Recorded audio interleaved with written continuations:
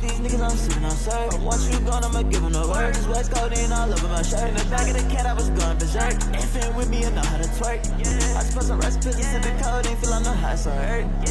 No highs on earth. No highs on earth. No highs on earth. No highs on earth. No highs on earth. No highs on earth. Like fuck you, what it is, bitch. No highs on earth. Yeah. I need me a suppressor. Listen, it's just up, that's my profession. What's goody? I'm coming at y'all today with an insane Khora build. She's a pretty crazy DPS frame with a pretty good amount of survivability. I would say though she isn't the greatest frame for beginners because of all that goes into her build, but let me show y'all what you need to hit those red crits. So for Khora, I run Combat Discipline on her aura. This allows you to do a lot more damage because you'll be running Arcane Avenger.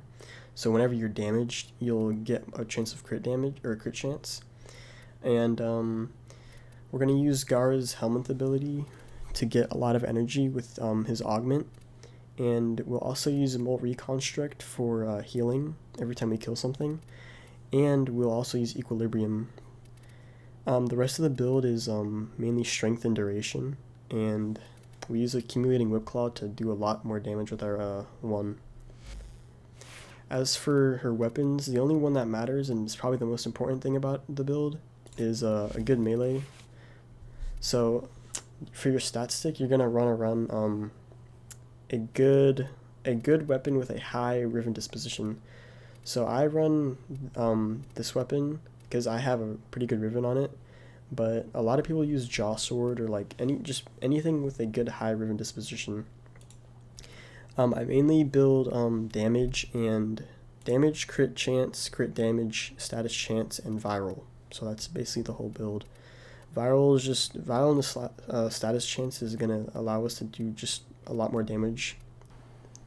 As for the operator, only one thing that really matters. It's the school that you have.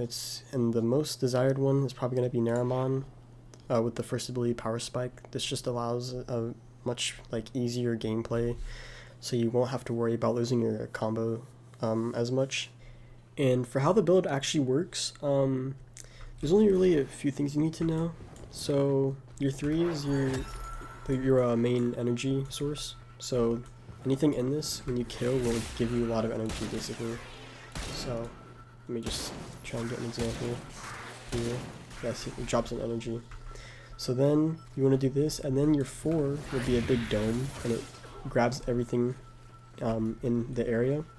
And this is a pretty good protection tool if you're in it, hopefully not out in the open. And then when stuff is grabbed, you can just press 1 and it hits it all. And when you're the way your 1 starts doing damage is it counts with Blood Rush. So when you get to 12 stacks, you'll basically be guaranteed red crits. And that's why you use the operator school to keep it.